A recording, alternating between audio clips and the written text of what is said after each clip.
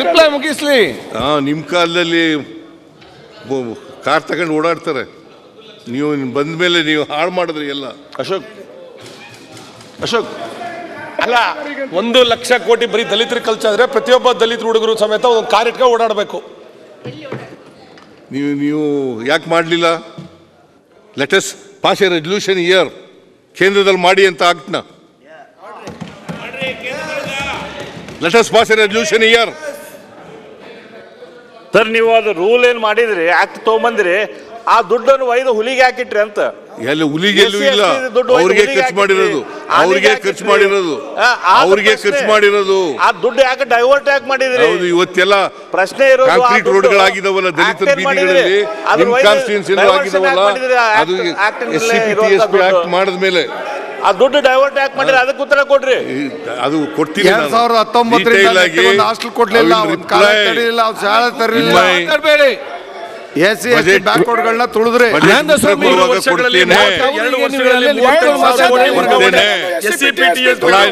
ಪಲಾಯನ ಮಾಡಲ್ಲ.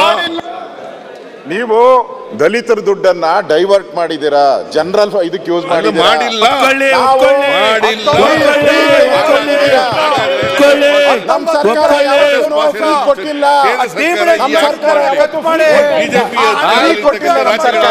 ನೀವು ಫ್ರೀ ಕೊಡ್ತಾ ಇದ್ದೀರಾ, ಫ್ರೀ ಕೊಡ್ತಾ ಇದ್ದೀರಾ. ಕೇಂದ್ರ ಸರ್ಕಾರ ಫ್ರೀ ಕೊಡ್ತದ?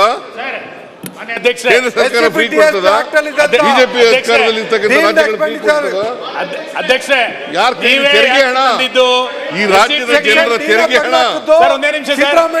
SCP-TSP ಆಕ್ಟ್ ತಂದಿದ್ದು ನೀವೇ, ಆ ಚಾಂಪಿಯನ್ ನೀವೇ. ನಮಗೇನ್ ಬೇಡ ಕ್ರೆಡಿಟ್, ಆ ಕ್ರೆಡಿಟ್ ನಿಮಗೆ. ಈಗ ಹಾಗೆ ಅದನ್ನ ಡೈವರ್ಟ್ ಮಾಡಿರೋ ಕ್ರೆಡಿಟ್ ಹೇಳಪ್ಪ.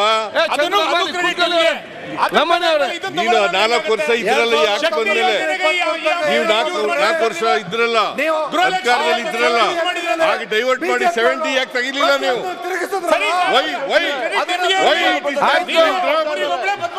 70 ಯಾಕೆ ತೆಗಿಲಿಲ್ಲ? ಹಾಗೆ ಮುಂದುವರಿಸಿದ್ರಲ್ಲ 4 ವರ್ಷ.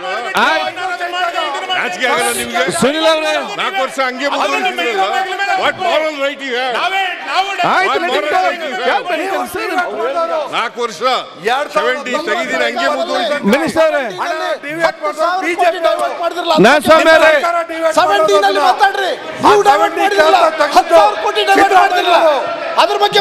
ಒತ್ತಾಯಕ್ಕೋಸ್ಕರ 70 ಕ್ಲಾಸ್ ತೆಗೆದಿತ್ತು ಸಿದ್ದರಾಮಯ್ಯನವರು.